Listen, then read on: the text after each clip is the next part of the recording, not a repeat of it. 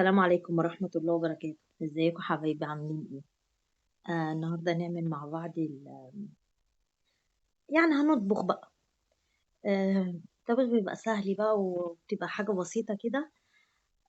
بحيث بقى الواحد ما يقفش في المطبخ كل يوم وكده. قلنا نعمل مع بعض ان شاء الله يعني كده بإذن الله يا رب. آه سبانخ وبسلة. انا بحط اللحمة الاول، معرفش بقى حد زيي ولا ايه. بحب احط اللحمه يعني مع معلقتين سمنه، واشوح اللحمه اللي هو ايه، يعني بديها لون كده، بديها لون خفيف كده على رشه فلفل اسود، واشوح اللحمه كده. وبنزل وبغطيها تنزل ميتها وترجع تشربها وفهماني وارجع تاني ايه اديها تقليبه كده، وبعد كده احط الطماطم. هتشوفوا معايا، لا يا ربي بحط البصل. انا اسفه.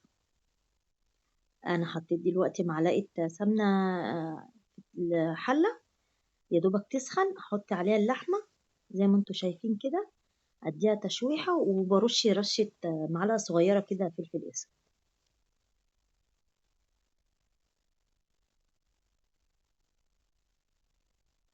الواحد بقى زهق من الاكل كل يوم بقى وكده، واحنا بنحب الاكتر. يعني احنا مش مايلين للطبيخ قوي يعني ولادي وجوزي ما بيحبوش الحاجه اللي فيها صلصه كتير، فما بنميلش للطبيخ قوي. في الشتاء يعني ممكن في الشتاء كلها اعمله 3 4 مرات بالكتير او يعني. اما في الصيف لا، ما افتكرش يعني في الصيف ممكن اطبخ مره في الصيف كله، يعني اطبخ مره واحده.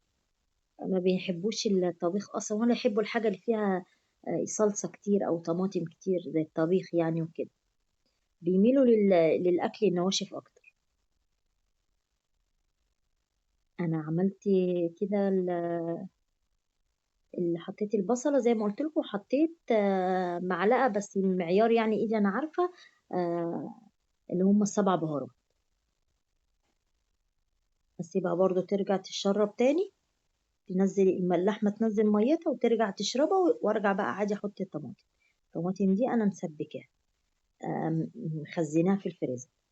بحط، بعمل الطماطم صحيحة، بنضفها طبعا واغسلها واسلقها صحيحة، وبعد ما تستلق اقشر القشر اللي عليها واضربها ضربة في الخلاط، واعبي في الاكياس التلاجة. بتطلع لي حمرة كده، يا دوبك تاخد بس يعني غلوة واحدة الاقيها اتسبكت. انا طبعا ما اديتهاش غلوة واحدة، بس انا سبتها كده على النار لان لحد ما اللحمة تستوي، هي اللحمة لسه ما استوتش.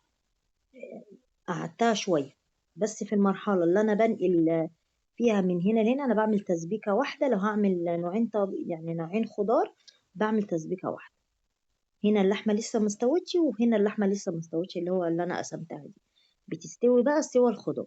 يعني كده قربي، يعني أنا سوقتها 3/4 اللي هو بحيث إن هي تستوي مع الخضار. هنا تاخد سوى البسلة طبعا أنا مش مخزناه ولا حاجة، كله فريش، والسبانخ فريش كله فريش. انا كنت مخزنه بسله وسبانخ، بس ايه يعني الحمد لله بيخلصوا على ميعاد التخزين التاني. فانا دلوقتي حطيت السبانخ دي انا مقطعه عليها شبت وكزبره. ما فيهاش طبعا بقدونس، هي شبت وكزبره والسبانخ بس. بغسلها صحيحه، ما بغسلهاش متقطعه كده، بغسلها صحيحه. انا كنت الاول بغسلها بصراحه ربنا متقطعه كده، لما قالوا ان هو فايدتها بتروح فاغسليها وهي سليمه، وبعد كده بقطعيها بقيت اعمل كده. طبعا بدور على الفايدة فين وبعملها طبعا. فأنا قطعتها وما بقطعهاش صغننة أوي برضه عشان بيقولك فايدتها بتروح. بقطعها كبيرة كده وبس، واسيبها بقى يا دوبك تاخد غلوة مع تهبط كده. مجرد ما الخضار يهبط كده، برجع بقى احط، لو عندي شوربة بحط، عندي مية بحط. انا حطيت كده معلقتين رز، غسلت معلقتين رز. في ناس بتعملها بحمص طبيخ، بس انا ما بحبهاش بحمص طبيخ، بحبها بالرز اكتر.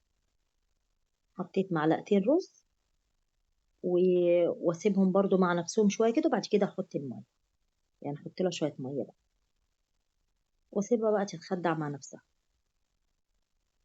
الميه دي سخنه، معلش الكاتل بتاعي باظ، فبقيت ايه اسخن ميه في البراد عادي على النار. المهم يعني تكوني، عشان الدنيا ساقعه طبعا والميه من الحنفيه ساقعه، وعامة انا ما بحبش اجيب ميه من الحنفية يعني اكبها على على الخضار على طول، او اي حاجة يعني لازم اغليها الاول. يعني الحنفية بحس ان انا ايه، يعني الحنفية بتنزل ميه بيضة كده، بحس ان فيها كلور زيادة شوية. فالأحسن لي يصبر شوية على المية لحد ما تهدى. والأحسن الأحسن إن أنا إيه بغلي المية دي غلوة كده. يعني هنعمل هنا الرز، حطيت مكعبين زبدة، وحطيت معلقة يعني ربع كوباية زيت كده بحيث إن الزبدة ما تتحرقش يعني، وكيس شعرية. أنا بحب الشعرية تبقى أكتر من الرز، بتبقى طعمها جميل وبيبقى شكل الرز حلو. فأنا يعني طول عمري بحب الشعرية تبقى أكتر من الرز. ادي البسلة، هي انا محطتش ملح ولا حطيت اي حاجه لسه، ولا على السبانخ برضو ملح ولا اي حاجه لسه. خلاص دخلت في السوا استوت، واللحمه بشوف اللحمه الاول استوت وكده، اروح بدأ بقى احط الملح على طول. ده الرز انا غسلته، بس بصفيه ما بنقعوش في ميه ولا الكلام ده، انا بصفيه بغسله قبلها يعني فيش بدقيقتين كده، وهي الشعريه على النار لحد ما قال يعني الشعريه تتحمر معايا، اروح حاطه الرز.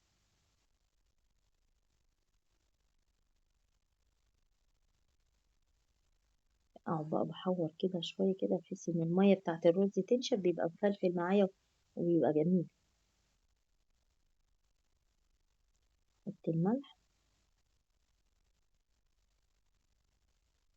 مش عارفه بقالي كام مره كده بشتري ملح، اللي هو مهما احط ملح كتير برضو ما بيحدقش معايا، ما اعرفش ليه. لو اني كنت الاول بستعمل اللي هو اسمه بونو، كان حلو. في بقى طلع كيس كده لونه اورانجي كده، ونص ابيض ونص اورانجي كده، مش عارفه ده ما بيملحش ليه. رجعت تاني البونو دوت برضو نفس الحكايه.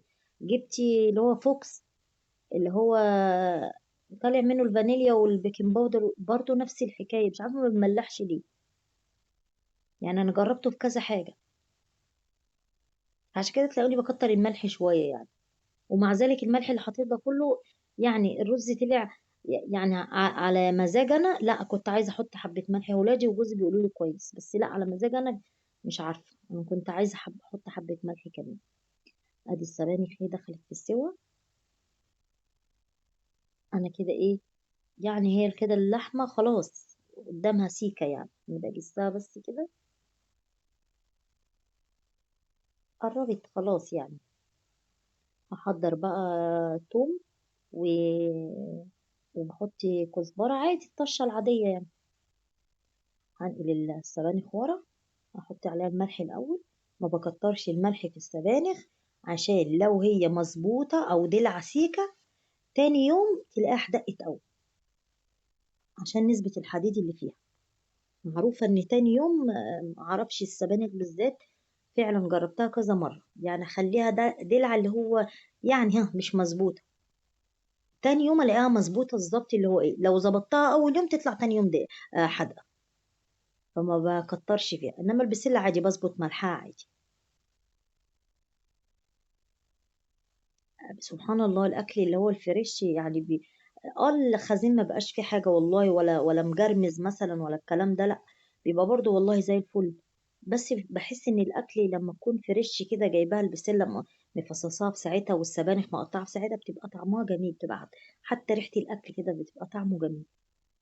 والله طلع الاكل مش قادره اقول لكم زي العسل، والسبانخ دي معسله ويعني فعلا اكل الشتاء كده تحسي ليه طعم تاني كده، بالذات بقى في الطبيخ والحاجات دي. الرز اهو معانا، انا بس موطيه عليه سايباه شويه على بال ما اعمل الطشه بتاعه السبانخ، يا دوب خلاص كده هعمل كده. انا حاطه حته سمنه بلدي على مكعبين زبده والتومه معلقه توم. خلاص التوم دوت يعني مفيش يا دوبك مرتين تلاتة كده التوم ده، وخلاص هينتهي من عندي، يعني ما عندي بقى اضطري بقى اشتري لحد ما ينزل بقى اللي هو بتاع اللي هو الخزين ده التخزين.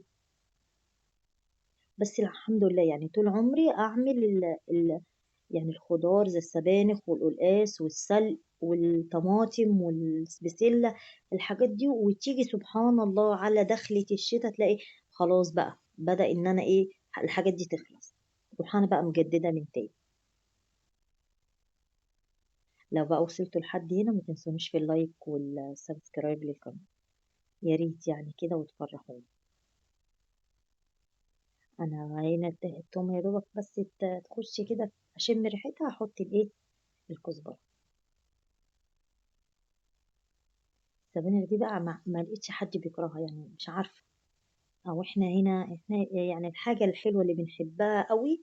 انا بحب الحمد لله يا رب، انا ما بكرهش حاجه يعني.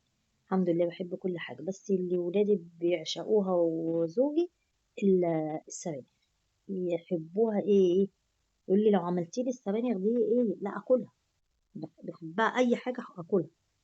اما بقيتي ما بحبوش البسله، الباميه، الحاجات بس بعملها برضو، بعملها بغصب عليهم، ما انا مش عايزاهم يقولوا حاجه ما بحبهاش روح انا منعاها لا. انا بقى عشان انا عامله عمليه فتلاقيني ايه، السبانخ دي ممكن احط لي حبه كده وبالمعلقه اكلها، بس تبقى سهله عندي وسهله في في البلع وكده.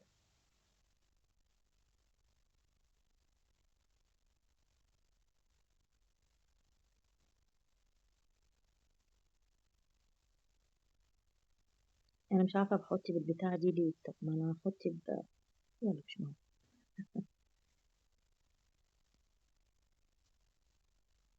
بس خلاص كده اكلنا خلص، يا دوبك بس انا هطفي على الاكل كله وهغرب.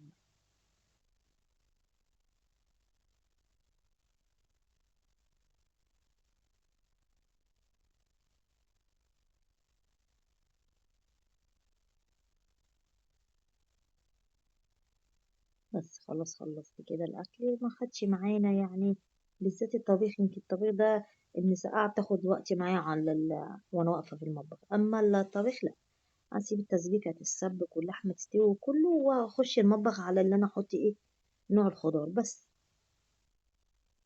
كده يبقى انا يعني مفيش خلصت يعني في ثواني كده الاكل على النار كده، وبيقعد بقى لتاني يوم بقى ايه ما اخشش المطبخ تاني او كده.